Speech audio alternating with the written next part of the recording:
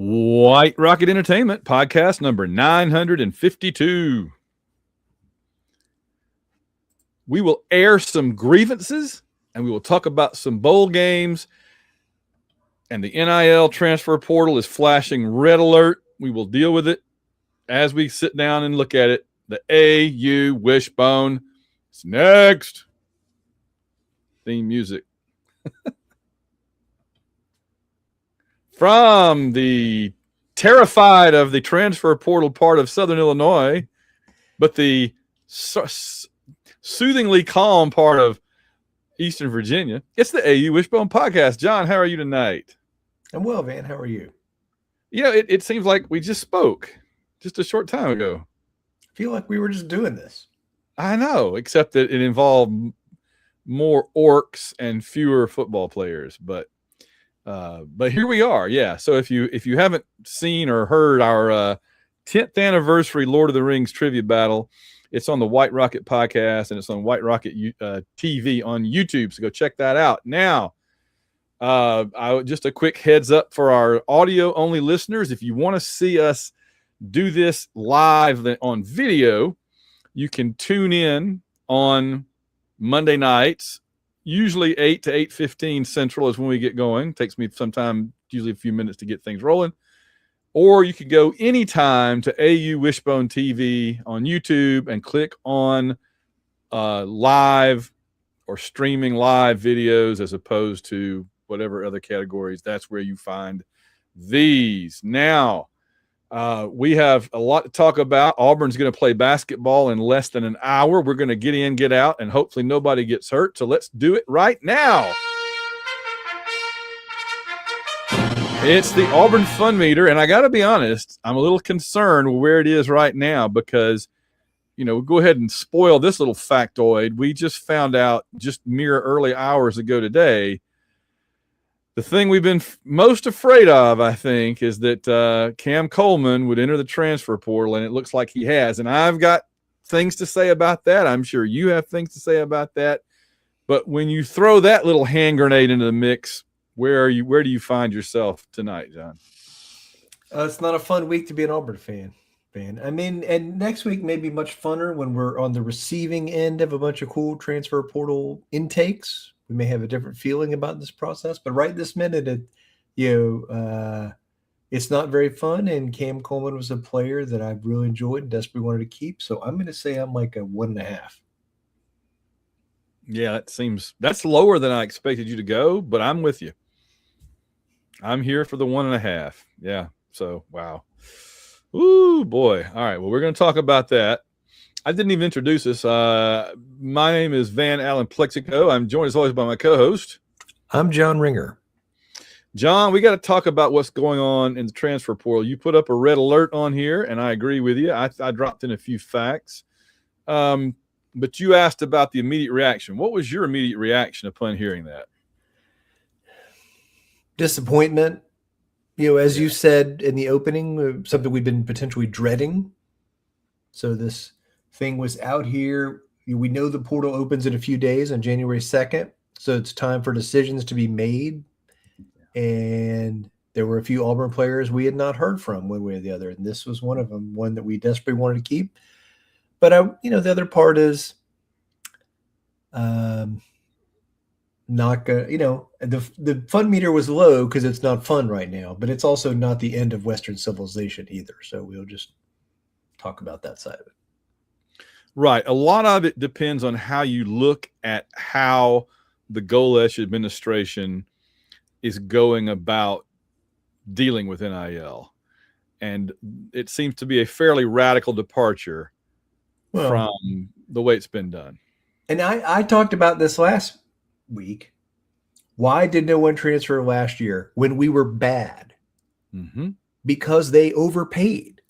Mm-hmm. And what were the side effects of the overpayment, for example? We didn't have that money to spend on the recruiting signees, and therefore our signing class was bad. Yeah. That's what Zach Blackerby, I think, cleverly calls the suck tax, that because you suck, you have to pay more for players. And so we spent all this kinds of money. And now we're trying to get back to a normal, sustainable business model. And there's going to be some adjustment pains. There just are. Yes. Clip it. Look at me remembering. All right. So what was your immediate reaction when you heard the Cam Coleman news? I think I was supposed to say a different term. Shoot. Oh, well, I'm sure it'll figure it out. My reaction was, no, I was down here in the basement working on some other stuff on my computer, and my wife yelled down the stairs, "Oh, Cam Coleman entered the transfer portal." And I said, "No, get away with that. Don't get away from me with that. No, that didn't happen. Stop it." I just tried to deny reality as long as I could. And then I just kind of got into a funk and was depressed about it a little bit. And then I said, well, now I got to say, the reaction that I think is silliest is people saying, "Oh, it's no big deal. Oh, he was overrated. He was crap, whatever." I'm like, he was like a guaranteed touchdown half your trips into the red zone that you don't have without him. So he was worth every bit. And that's silly to say that, I think.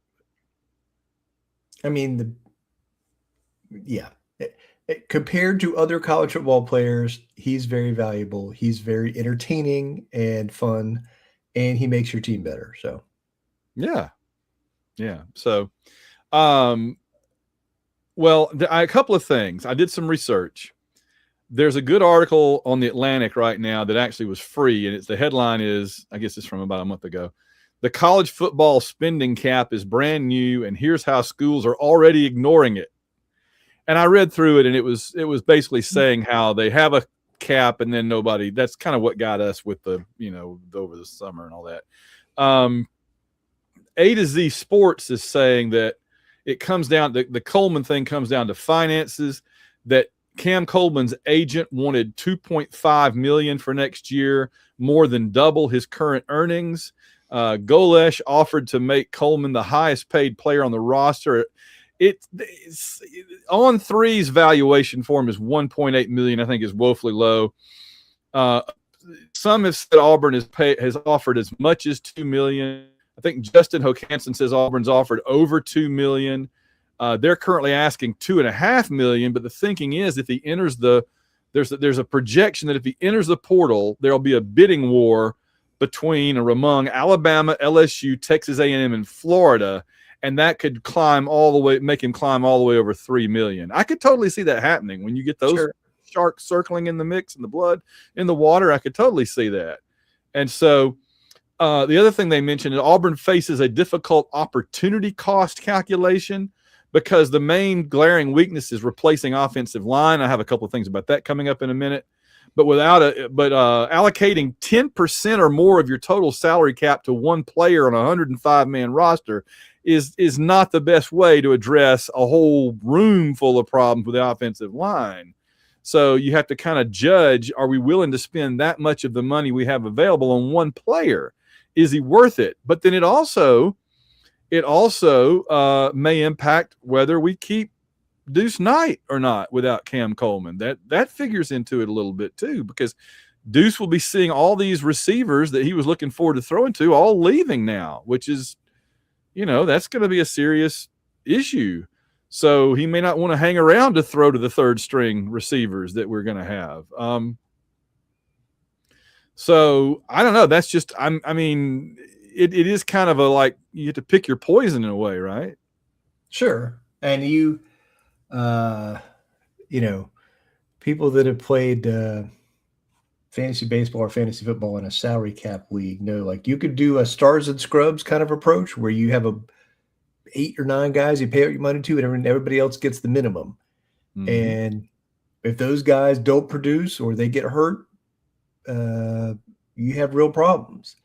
Yeah, obviously, just time out for a minute here. Like, we're having a conversation about this like NFL free agency, right? Which is basically what it is. But there's probably some listeners that are listening to this and are very much like, I don't want to. This is not how I want to think about Auburn football or whatever.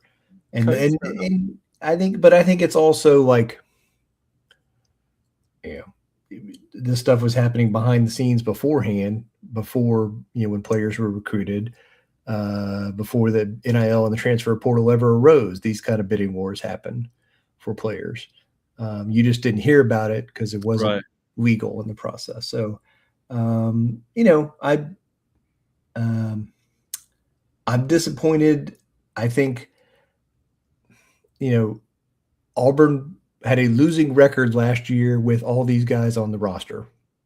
Mm-hmm. So, there's no, if we brought the entire band back together again next year, we might not have a winning record. So I think you have to look at the roster and say we needed to change some things. And there's certainly some players we want to keep, including this guy. But it's also a thing of where, we weren't going to be able to keep everybody. And then that's, part of the deal where we are. So I think we just kind of live with it and move on and try and look forward to the other end of this equation, which is us bringing in some players on Friday. So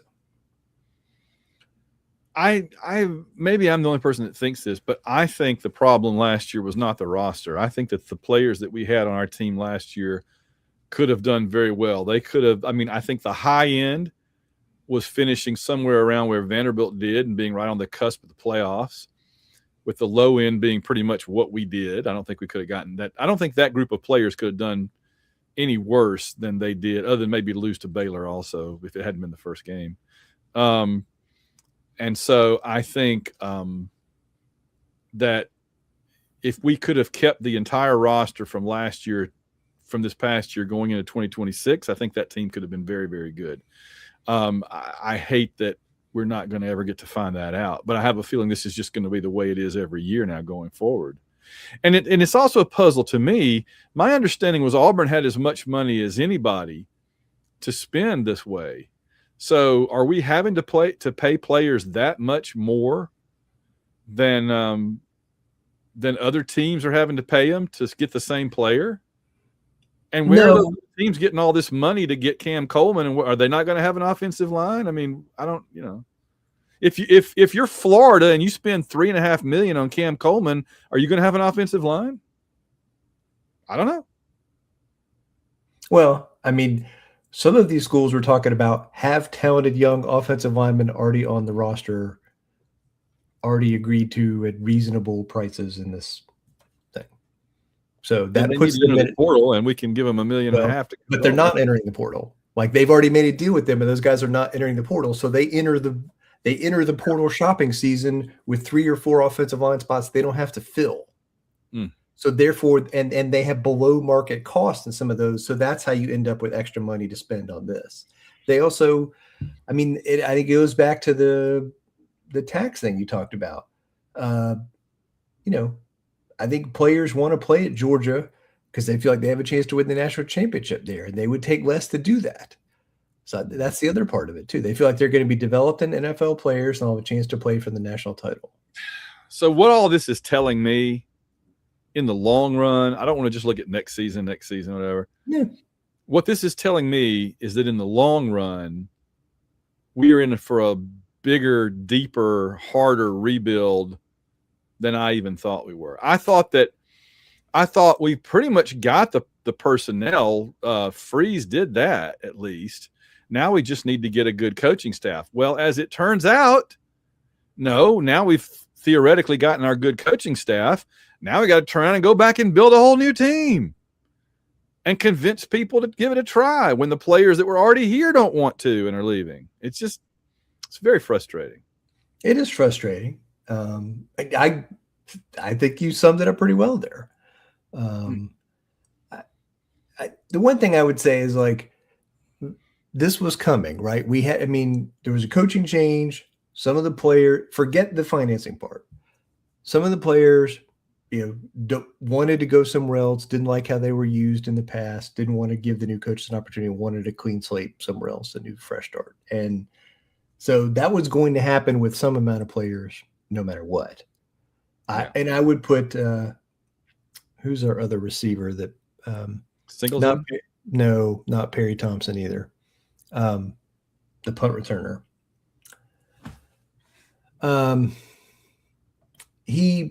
That kid was going in the portal no matter what. Oh, number 4. Malcolm Simmons. Malcolm Malcolm Simmons. Simmons was 100% going in the portal regardless of what happened. Period. Not coming back, no chance. He didn't even Why do talk you to the say that? coaching staff. He didn't even talk to the coaching staff. He just went straight into the portal and cut off contact. Why is that? I mean, I think he probably was unhappy at how he was used, Hmm. the last couple of years, and wanted to go someplace where there was a guarantee he was going to be in a good passing offense. I am very concerned he's going to be on Alabama next year with our ex offensive coordinator, wide receiver coach. Yeah. Well, he had a great last 2 games with Nick's calling the shots, calling the plays. So that's why I was saying that I thought we could have a good 2026 is that we would have somebody competent calling the plays and be actually running plays we practiced and actually moving the ball and stuff. So here's some of the players that are currently heading into the portal as of late, new ones. Xavier Chaplin, Kinsley Faustin, nickel, Donovan Starr, cornerback, freshman, Robert Woodyard, a defensive starter, Kayan Lee, a defensive starter, and Ashton Daniels, of course, the quarterback. Man, if we lose Deuce as well, we aren't having any quarterbacks. No, just the one we signed who was the USF commit. That's it. They'll be the only quarterback on the roster. Yeah, we don't even know we're going to get Byron Brown yet. And if we don't have Cam Coleman, we may not get Byron Brown. I think we're going to get Byron Brown. I think that's coming. Why would he come to Auburn if all their good receivers have left and he's not have anybody to throw to? Because Byron Brown, can be the most successful in this offense he already knows with these coaches he already knows. If he has to go somewhere else and learn a new scheme and fit a new scheme, he will be less effective than he was last year. Okay. But it sure would be nice if he had some good receivers to throw to. Sure. And I mean, I think we will, either retain or sign some good receivers. They probably won't be Cam Coleman level, but they will be good players. And back to the ones we had with the first year with Freeze and that was bad, some desperation identification, I think, at that point. So here's how it breaks down right now. We have talking about entering the portal as of now, 4 offensive linemen, 5 receivers and tight ends, which is just ridiculous. 1 running back. That would be going all the way back to the middle of the season when our starting tailback entered the portal. 1 quarterback, which is Ashton Daniels. And then on defense, 5 cornerbacks or safeties, 1 linebacker, 1 defensive lineman, 3 edge. That hurts.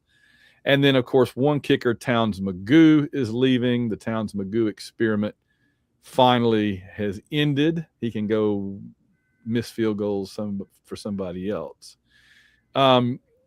So I wanted to look at just the offensive line really quickly. Let me run through this. Players on their way out of our offensive line: Jeremiah Wright, Dylan Wade, Mason Murphy, Xavier Miller, that's too tall, Connor Liu, Xavier Chaplin, DeAndre Carter, Favor Edwin, and Seth Wilfred, all either graduating, going to the NFL draft, or entering the transfer portal. Coming in, Bear McWhorter, Mason Mathis, Michael Lundy Foster, Parker Pritchett, Wilson Zaire, and that means 9 are leaving and 5, all freshmen so far, are coming in. We're going to have to find some transfer portal offensive linemen. There's no doubt. Yes. You got to. But how you can lose that many in 1 year? No, and we'll definitely sign some. There was something on Twitter tonight about one of the starting offensive tackles from Oklahoma State is visiting Auburn as soon as the portal opens. We will sign a few players out of the transfer portal, but this offensive line is the one position, more than receiver, more than quarterback, where you must sign the players out of high school.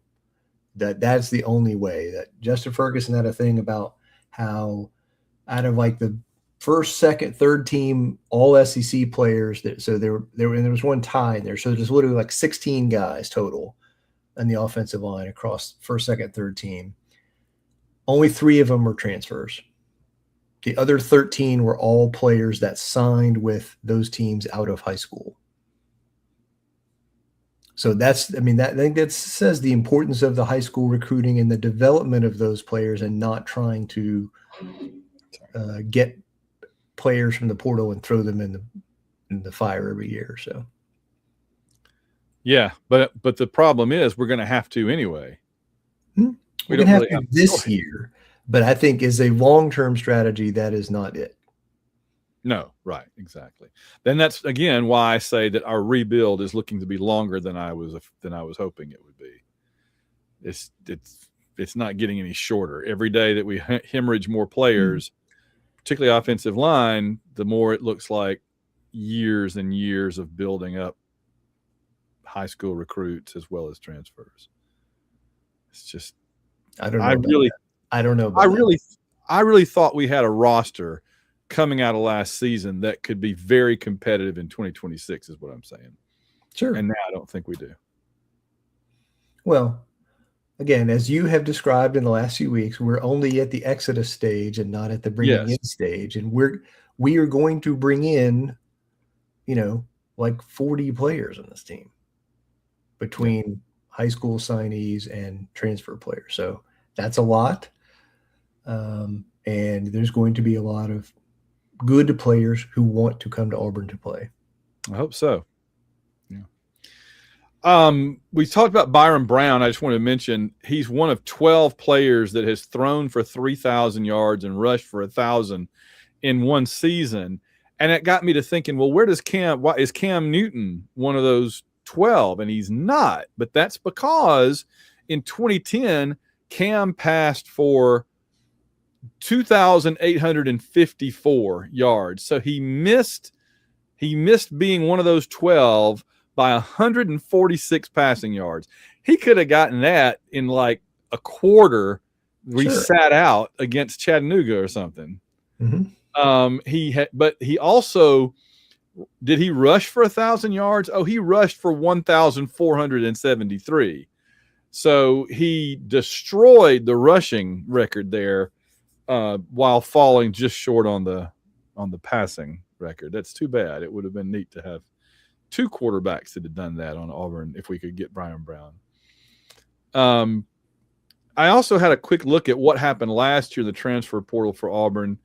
The players that left, we had a bunch of players leave last year, not as many as this year, I don't think.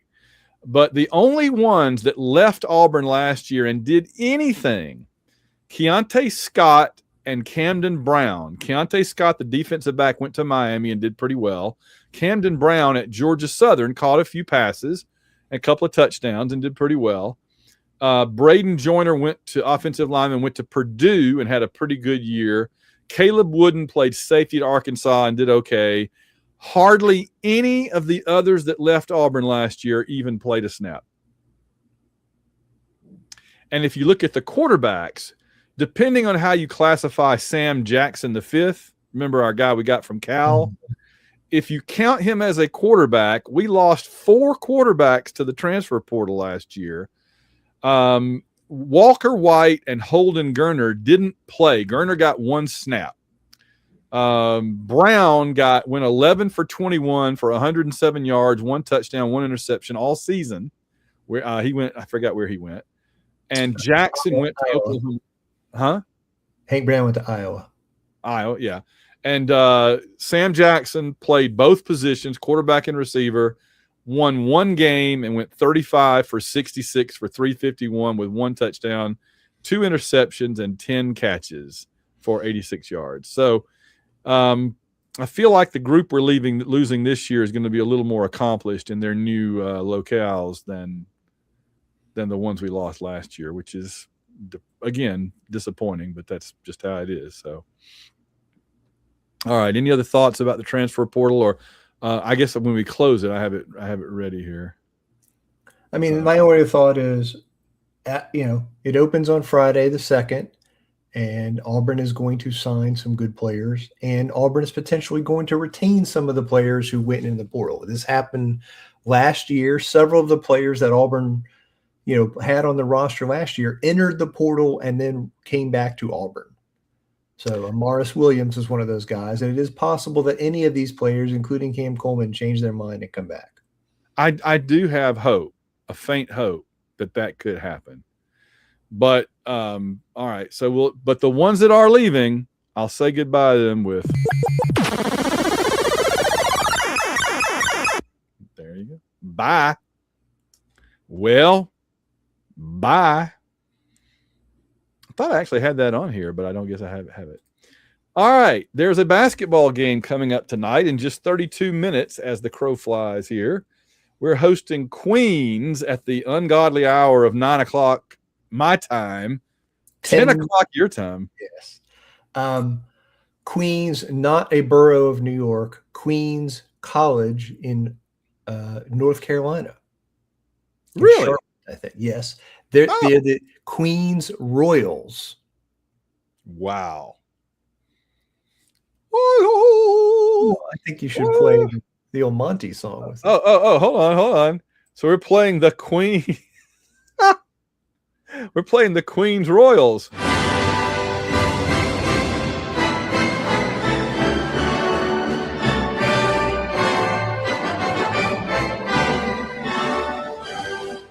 I say. Here's what we know about Queens. They are from, obviously a smaller, lower level conference, but they're picked to win that conference. They're not terrible. They've played some big time schools. They are an excellent offensive team and by far the worst defensive team we're going to play this season. Okay. They are really bad on defense. But they can score. So for example, they went to Arkansas, 2 weeks ago or so, and they scored 80. Queens did. The only problem is Arkansas scored like 125. So I think the challenge for Auburn is, don't get frustrated when they're making some baskets, but also just take good shots because there are going to be plenty of good shots available. Okay. I like it. So that should be fun, and we'll get the show over hopefully in time to get to see that game.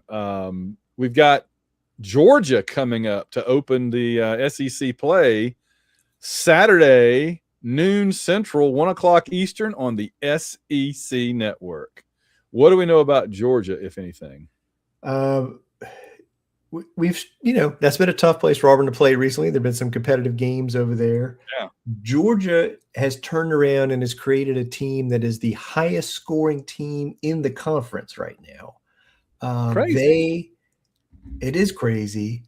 Here's the difference. They have played a very weak schedule. Okay. They have played like the 300th toughest schedule in the country. All right. Well, clearly the opposite of the strategy that Stephen and Bruce have pursued. Yes, that's right. So we're playing a much tougher schedule.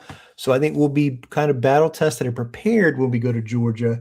They're going to play fast, up and down, and I think that is going to be a fun, competitive SEC opener for Auburn. I look forward to it. There's going to be a number of teams in the future schedule that play like an up-tempo brand of basketball, and so that's going to be a challenge for Auburn. But I think this team actually will do better with that than kind of a slow it down thing. I think getting this team in the open court more, instead of a team that wants to pack it in on defense and not let us get the ball in there, I think we'll be better off in that way.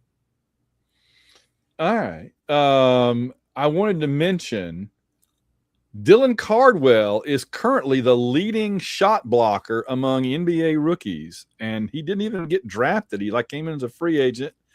And is with the Kings, I believe, and is doing great. He's doing great. He's having a very good rookie. Well, we knew that Dylan would be good if he could just get on the court, and look at him. There he goes. So I'm very excited for him. Good deal.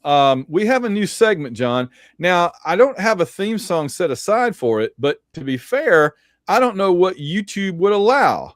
So I'm going to play this as a good theme song for it, and then we'll see if they allow it. There will come a payday, hallelujah, what a payday. There will come a payday someday, someday. There will come a payday, hallelujah, what a payday.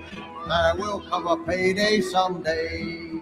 This is, what segment are we doing, John? Airing of the grievances. That's it. All right. So explain to the listener who's never heard of this, what is airing of the grievances? Where did this come from? You correct me if I'm wrong. I believe this goes back to Seinfeld. It does. And George's family. George's, they would celebrate Festivus, a Festivus for the rest of us. And because it was always interesting on Seinfeld, clearly they were all New York Jewish folks, and yet they never really talked about being Jewish. It was like other things that they would do. And one of them that his family did was Festivus, and they had the Festivus pole. Instead of a Christmas tree, they had like an aluminum pole on a base, and they would decorate that or whatever. And there would be feats of strength where you pick somebody up or whatever. And there's the airing of the grievances, which is what I always say in American history class when I say that we sent the Declaration of Grievances to the king. I say the airing of the grievances to George III, right? The airing of the dirty laundry. So you're wanting to do a variation on this. I just thought this would be fun, end of the year kind of thing for us to do, to both air some grievances about Auburn or SEC football or college football, or just about other stuff, people who don't put their shopping carts back, that kind of thing. So let's hit it. Well, I got stuff to you people, as Jerry's dad would say. You want me to run through them all, or do a few, or alternate, or how you want to do it? You hit it. Just go. Just run with it. All right, here we go. My list. John told me to compile a list of grievances to air. Here it is, people. Here are my complaints. Here are my grievances that I've got against you people. All right, you ready? Here we go. In college football terms, people complaining about the number of teams in the playoffs. I'm sick of hearing about it. I'm done. People saying there shouldn't be any G5 or whatever they're calling them this week in the playoffs. I don't care. It's over. They could have beaten somebody else that bad. Look at TCU a couple of years ago. They weren't, they were a Big 12 team, right? Having these little abbreviations for different levels of football teams, but the abbreviation changes every year. It's the P5. Oh, no, it's the P4. Well, but it's the G5. Whatever it is, just pick something and stick with it and stop changing it. It was bad enough we went from Division I, Division I AA, Division II. No, it became the FBS and the FCS. But that isn't even legitimate anymore, because we have a championship in the FBS now. So the whole thing is BS. There you go. But we knew that already. Auburn fans just complaining, always taking the negative view, especially for basketball, blaming Stephen Pearl for everything wrong with the team right now, when he just walked in on day one as the season was starting. So if you want to get mad at Bruce. I don't want to get mad at anybody, but I think if there's anybody you should get mad at, it's Stephen. Plus, they've lost 4 games, and those 4 teams are all in the top 8 in the country, okay? So with a team that returned 1 player, and nobody but one guy tall, and that was the deficiency. Okay, so it just seems ridiculous. Ticket prices. I'd love to go to the World Cup. I've waited decades for the World Cup to come back to the U.S. Guess what? The ticket prices I paid to go to the World Cup in 1994 were like $75.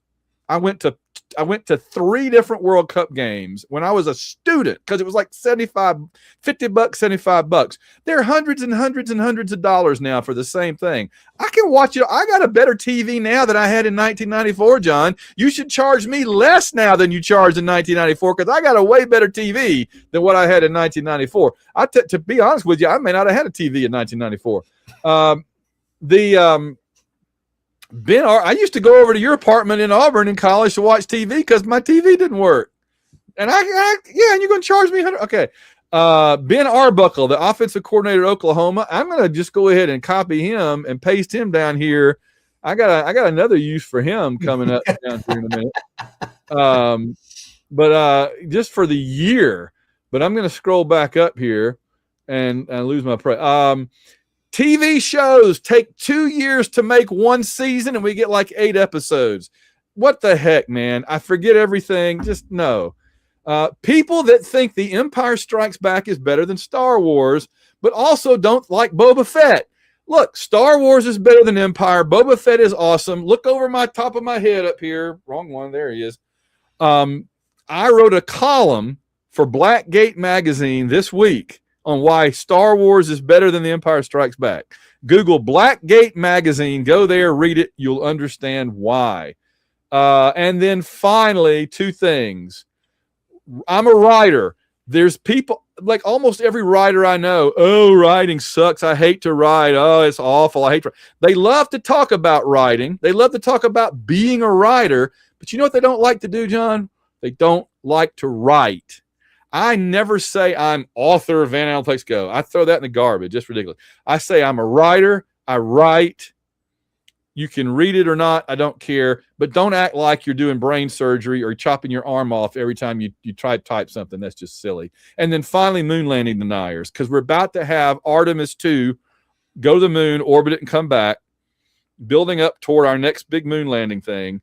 I'm very excited about that. It's been far too long since we've done anything but fly an exploding pickup truck into low orbit and watch it blow up. So this is very exciting. We landed on the moon in 1969 through 1972, 73. I always forget. 12 men have walked on the moon. We're about to have some more walk on the moon. You people that don't believe that are idiots. Idiots. Okay. You dishonor the work of millions of Americans, scientists, and all that. We got a basketball game coming up. I'll cut it off there. John, what are your grievances? Just amen. That was.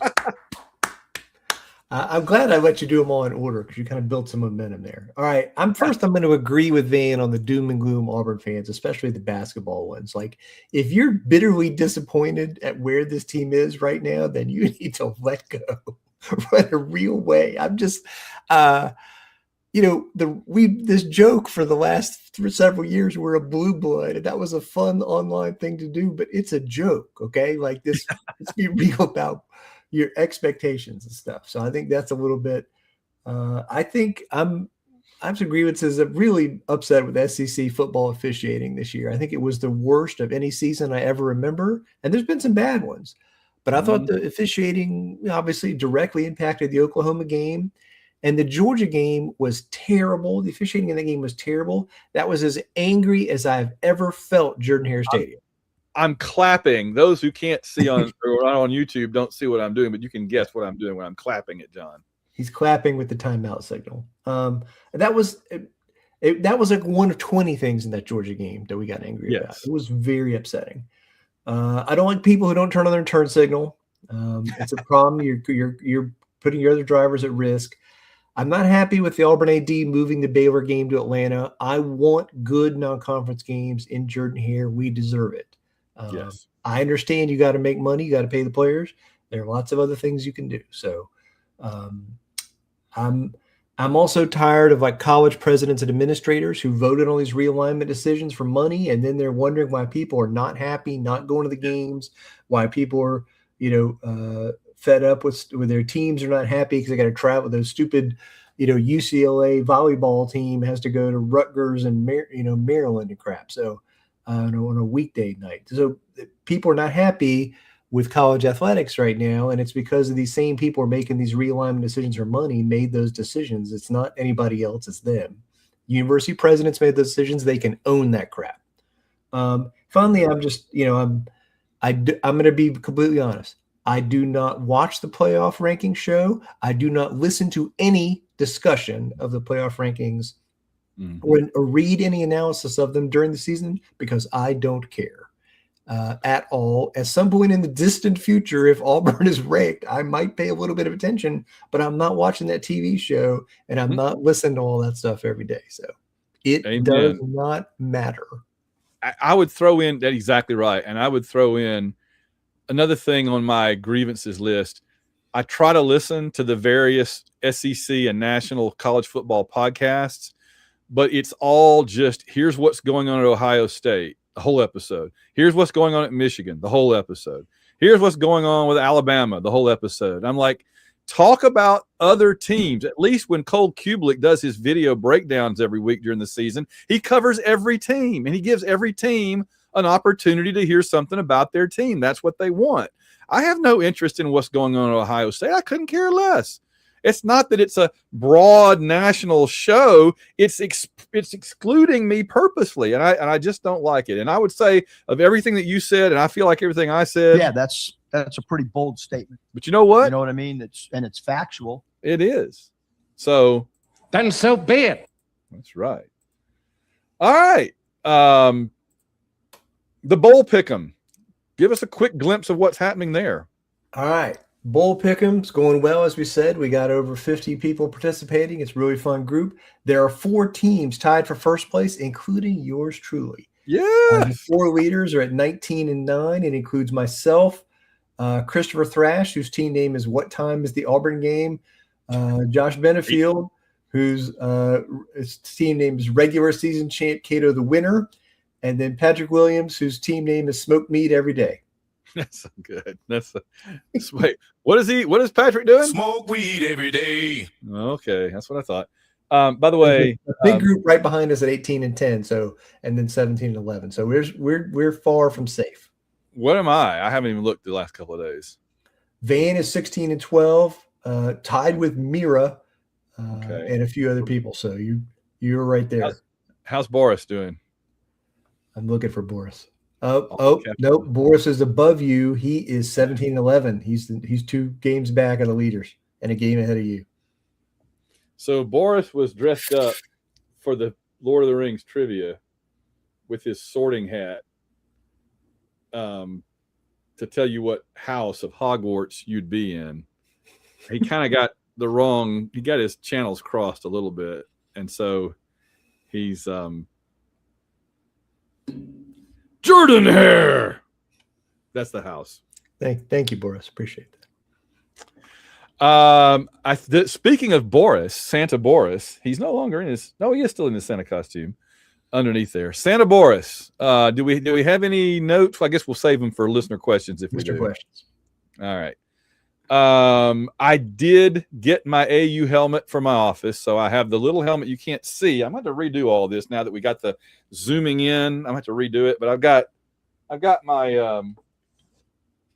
little Riddell Auburn helmet back here with Boba Fett. Can't see him either. But anyway, we got to thank the patrons right quick. And they're going to just have to buckle up because we want to get to the basketball game. Here we go. www.auwishbone.com. Let's see if I can do this quickly. I may skip a few things, so bear with me. We have to thank Samuel Salvatore. And we're going to save that for just a second because we got a couple. We want to thank Logan Chilton, who reminds us, what do we sacrifice to be Auburn fans? What do I sacrifice? Everything. Especially on days like this. Ben Spooner. Blasphemy. Carl Von Drunker, Chris and Clinton Stewart, Kiffin Bridge Rerouting Incorporated, forever overworked. Amen. Earl Ricks, Phil Amthor, now giving Van and John a break from the no sound clip since the dismal years are over, I hope. Well, I hope you're right, Phil. Richard Stevens, Steve Trawick, Ann Pridges, Shane Bailey, Susan Trawick, Willie Carden, Matt Flowers, play it again, Van, and that would be My head hurts, my feet stink, and I don't love Jesus. Oh, baby, dude. That kind of morning really was that kind of night. Gary Grant, a.k.a. AU fan at KSC, William Morgan, Bradley Blackman, Eric Morgan, Michael Kirshner. If Carol Shelby could see Notre Dame fans, he'd say, I don't speak Italian, but he ain't happy. I tell you. David W.D. Salmons Esquire, Harry Zager, G Money, Rich Reimer, Steve Harlan, Wes Atkinson. We're just, they just say that we're some dogs, honestly. a few more patrons, then back to the authorities. Catherine England, no one fights like Gaston. War Eagle always. Mickey B. Durkin's defense should be called the Iron Curtain. I like it. We sail into history. Winston Body, washed up fantasy F1 team principal. Oh, I didn't realize Christian Horner was a patron of our show. That's pretty cool. How about that? Brandon Smith, Daniel Odom, 2008-2009 Taliban Wrangler World Champion, H-Town Danny, WDE Richie, Chris Hilton, Ben Bloodworth, Bob WD Salmons, Auburn University Debate Team 1974-75, and current Sleazy Shicer, Algo Rhythm and Blues, Rusty Owens, goodbye, Hugh, goodbye, Hugh, goodbye, loneliness, hello, happiness, goodbye, Cam Coleman, goodbye, everybody else. Oh no, what's going on to my roster? Oh no. Luther and Kelly Ottaway. What happens when a microscope runs into a telescope, John? Well, you know what they do? They kaleidoscope. Oh, good gosh. Good gosh.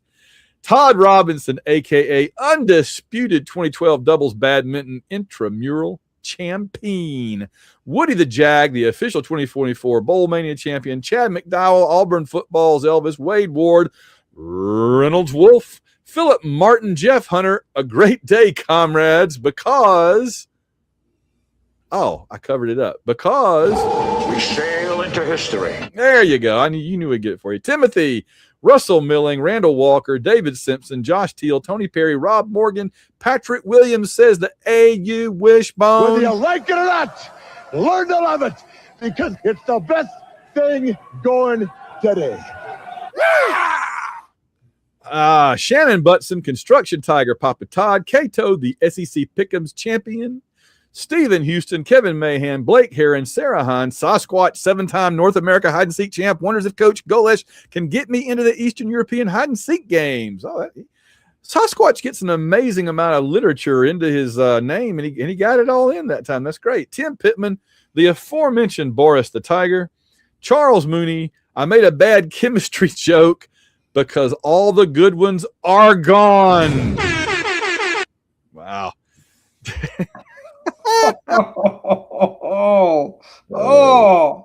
Yep. I make a joke about various electromagnetic beams, but some of them are X-rated. Oh, look at me making up a joke on the fly, John. On the fly. I made that up. David D. Auburn. I can't see. Auburn Blue. Dr. Crockham. Bill Weathers. Eternal Glory. Walt. I'm sorry, Walt. Of course it's Walt. Walt is ready for actual offensive game plans because we all know the average Ruski doesn't take a dump, son, without a plan. Then so be it. Antoine Morris, ABB, Wiggebird 2005, Auburn University Intramural Horseshoes champion, Tyler Ward, the 2025 War Ready Bracket champion, Mark Squire, cue the anthem, boys. You know it is.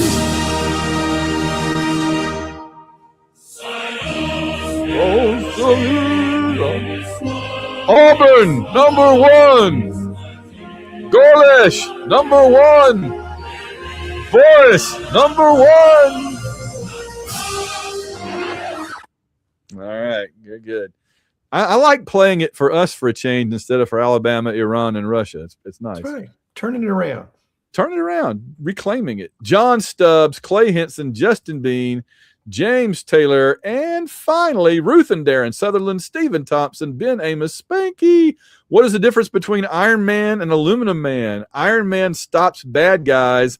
Aluminum Man only foils their plans. Wow. I like an Iron Man joke in here, though. Aluminum Man does everything an aluminum can. Get it? Hey, I just made that up off the fly, too. Chris Como, I'm killing tonight. I'm killing. Darren Pyle, Theodore Gary, David Smiley, Trevor Johnson, Royce Alvarez, college equestrian expert, the other Auburn Elvis. AU Falling Up, John Atsuki, Paul Bankson, MVP Captivating, Kathy Bright. You don't have any friends. Nobody likes you. Kathy just texted me night before last or last night this really cool Lord of the Rings puzzle that she put together. And when you shine the flashlight on it, like from your phone, it had a secret message that was really cool on it. So I hope she got to hear our trivia battle, and I'm really curious to see how she did. She's a big Lord of the Rings fan. Ben Regas, Bobby Polite, Elizabeth Donald, I'll buy this for $1, Rich Hammett, Chris Braun, Alex Brown, Siberian Tiger, the Slinko family, Daniel Witten, Tim Saul, Jim McCory. I will lick the toes of you. I will not lick the toes of you. I do not like those toes of woe. I'm Tiger. I am not a hoe. Whew, got that one in fast. New York Tiger knows Santa does not pay to park his sleigh because it is always on the house. Steve Bailey, CT Tiger, Jim Myers, Trey Jackson, Howard Franz, Peter Wang, Willie Moe, Zach Doran, Chris, and our one-time and anonymous donors. We thank you all. Join their ranks. Keep our program commercial-free. Go to www.auwishbone.com, and we have a new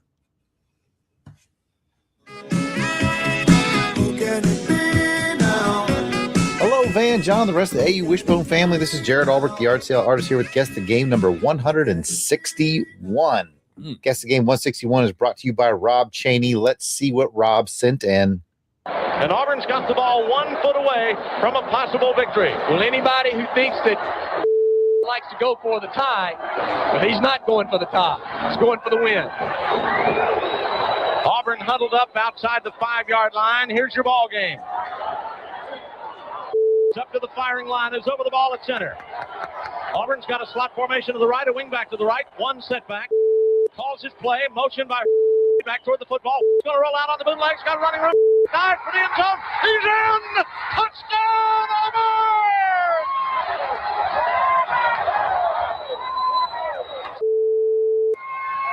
On the naked bootleg. Fake the pitch to the right. Roll to the left. Nothing but green grass ahead of him.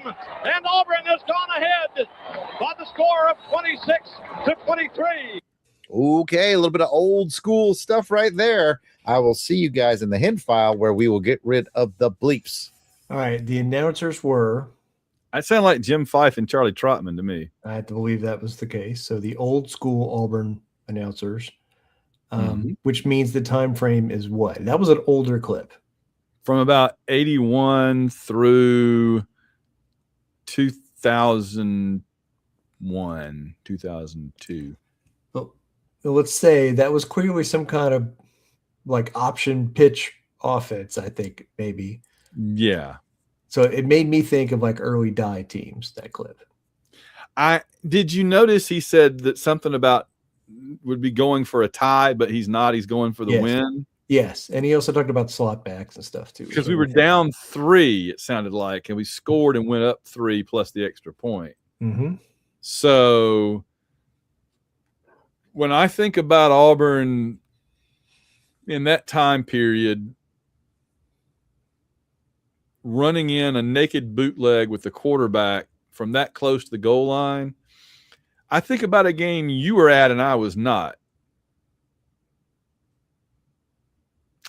The Peach Bowl after the 90s. Against Indiana? Yes. I guess it was a very muddy field, Fulton County Stadium. So didn't Stan White roll out and take a I think that was the winning play, and we did not play for the tie. Right. I like it. Let's go with that. Let's go. That was 90, right? Because we didn't go to a bowl game in 91 or 92. In 93 and we were on probation, so it had to be 90 if it's Stan White. Had to be 90. Well, let's go to the hint file and see if he says Stan White, and we'll know. Well, I think but I want to get our ducks in a row. I think it was 1990 Stan White against Indiana. Yeah. Here we are in the hint file. Let's get rid of the bleeps. Give it another listen. And Auburn's got the ball 1 foot away from a possible victory. Well, anybody who thinks that Pat Dodd likes to go for the tie, but he's not going for the tie. He's going for the win. Auburn huddled up outside the 5-yard line. Here's your ball game. Meeks up to the firing line, is over the ball at center. Auburn's got a slot formation to the right, a wing back to the right, one setback. White calls his play, motion by Herbert. Casey back toward the football. White's going to roll out on the bootlegs, got running room. White dive for the end zone. He's in! Touchdown, Auburn! It also doesn't sound like Jordan here. On the naked bootleg. Fake the pitch to the right. Roll to the left. Nothing but green grass ahead of him. And Auburn has gone ahead by the score of 26-23. Okay, I'll see you guys in the answer file. We heard Herbert the Weapon Casey in there. Yes. Yeah. Which also sounds like 90. So I think he was on 89 too, but we went to the Hall of Fame Bowl. All right. I feel good about it. You feel good? Do it. Let's do it. All right, Van, John, if you guys figured out that this is Auburn playing Indiana in the 1990 Peach Bowl, then you are correct. I want to thank Rob Chaney for sending that blast from the past. And if you want to be like Rob and send in a play for Guess the Game, I can be found at lots of different places. I am at Yard Sale Artist on X, Facebook, and Instagram, or you can email me directly at Jared. That's JARROD at theyardsaleartist.com. Until next time, Van, John, whoa, well, we got another one right. We got to get better at celebrating. But you know why we got that one right? Why we keep getting them right, John? I mean, they just say that we're some dogs, honestly. When it comes to remembering obscure football games from decades ago, we just some dogs, honestly. Truth. Just, I mean, I might even go so far as to say about myself. And I am the King of England. Yeah, I ain't like that. Oh. All right. That was good. That was good, Jared. And I forgot who he said sent it in, but we always we appreciate it. All right. So that was Guess the Game. And that was very good. And now, brought to you by title sponsor Samuel Salvatore.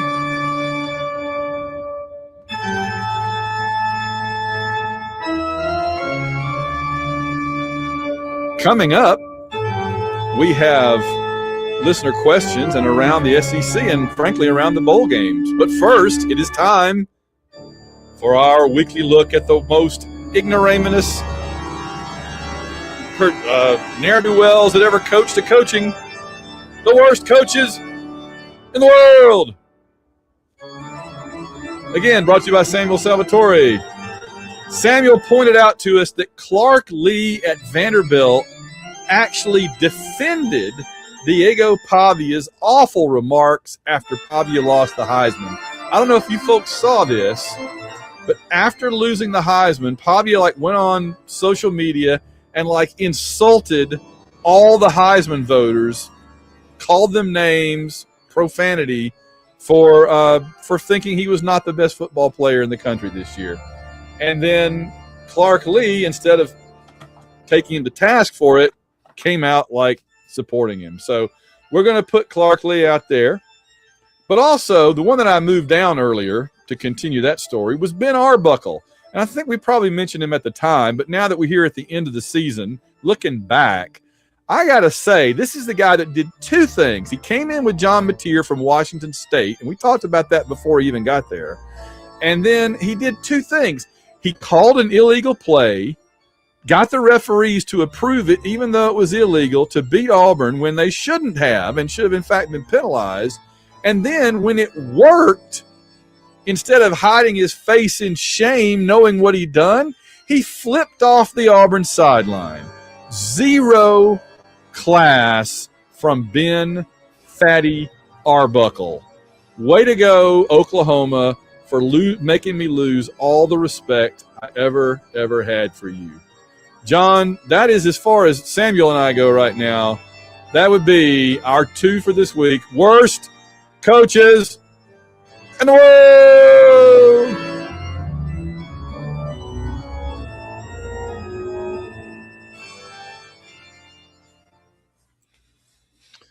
And now, Thank you. Order. Questions to the Prime Minister. It's time for listener questions. Dum, dum, dum. On the AU Wishbone podcast. All right, we have crossed over 9 o'clock territory, so let's get through this thing. What we got? Game won't be starting for a few minutes. It's running Okay. behind. All right. The first email is from Jim McCrory. Sent us a nice email about managing the NIL budget. And he says, Van and John, War Eagle to you both. On the subject of managing NIL budgets and recent portal exits, I got interested in how NIL money could get allocated for each position on the team and came up with this chart below. And he basically made a table based on the $30 million budget, average number of players for each position based on an 85-person roster, and what percentage of each position gets the total amount. And so he did some analysis on this. I'm going to forward it to you, Vance. You can look at it. And so, for example, it's the way he broke it down, for example, that all the cornerbacks on the roster would have a total budget of $2.4 million. Our 2 starting cornerbacks that went in the portal, wanted $1 million a piece. So this is when you get into, you can't fit everybody in the budget. So this is tough decisions, and it's interesting analysis. I'm going to send it to Vance so you can look at it. Our next email is from Rusty Owens, who says, can the AU fan meter be a negative number? He says, okay, I have a confession to make. I have been doing really well not letting the decisions of 18 to 21-year-old boys upset me, but I'm hearing things about the new staff that are making me scratch my head. Number 1, Preston Howard is one of the tight ends the new staff have made a priority to keep. I actually wanted to make Prestoning verb to inexcusably drop things and entry into Webster's for 2026. There's no way this makes sense. Number 2, it's now being reported today that Cam Coleman is going to the portal. We heard at the beginning they were putting an emphasis on roster retention. I know the suck tax was obviously a real thing, but where do you think we're going to find an athletic freak like him in the portal? I know we decided to do incentive-laden contracts for the guys who hadn't proven anything, but are you telling me Cam hadn't proven his ability over the last 2 years? I don't want to crash out over all this before the portal even opens up, but unless something drastically changes, it looks like we're in for another 2 to 3 year rebuild. Please talk me down from the ledge, Rusty Owens. No, Rusty's just singing the same song I was. I agree every bit. What I want to know is, he made a good point. Like, our cornerbacks leaving wanted $1 million a piece. Where are they going to get it? Is there somebody out there that's going to pay a couple of cornerbacks $1 million a piece? Well, I mean, in some team, they'll be the best defensive player in that team, and they'll spend more money on them, right? So anyhow, this is what I'm going to say for the record. I will talk you and Rusty and the other fans down off the ledge in the weeks to come. Okay. All right. Good. I hope so. Next email is from a friend of the podcast, Auburn Elvis, who says, "Dear John and Van, I'm hearing reports the AU fund meter is entering the transfer portal." I like it. I like that a lot. Yeah, you know what? He's talking to the podcast, man. He's listening to the offers. The fund meter might go. When I push the fund meter now, instead of playing the fund meter song, it goes. Yeah, I don't know what that means. You're going to reach for it. It's going to be gone. It'll go on to some other podcast. Yeah, the whole soundboard might transfer. Oh, wow! Let's not get imagine that. All right. Last email is from Bill Miner. The subject line is punting. He says, "Hey guys, not sure if you saw the 49ers punter yesterday kick for the first time in 27 drives, almost 3 games. Can you imagine Auburn offense had been so good that Terry Daniel was bored for 3 games, including the Mississippi State game, and Jackie Sherrill couldn't complain? I was in school when Cody Bliss was the punter, and we had chants of boom it, Bliss, boom it. That said, who was your favorite punter of all time at Auburn?" That's good. Bill. That's good. I have several. It's hard to pick. All right. Here's the ones off the top of my head that I really like. Punters. Okay. Lewis Colbert. For the mid-'80s teams. He was All-American, I believe. But also a great story. Yeah. Yeah. His foot is. He was born with a misshapen foot, but it actually enabled him to be a better punter. It's crazy. Who was the one in 99, 2000 that Duval? No. Yeah, Damon Duval was fun because he was the place kicker and the punter, and he was just crazy. He was a loose cannon. He'd get Tuberville crazy. And I looking back in hindsight, I'm totally team Duval now. Cody Bliss was certainly he and John Vaughn came in together as like a package deal from Nashville, and they were great together, except for that one LSU game that Vaughn will never live down. Those are the ones that really kind of stand out to me. Who do you think? Oh, and then one you mentioned from 93 that had like a 70-yard average, and they accused him of putting helium in the ball. Terry Daniel.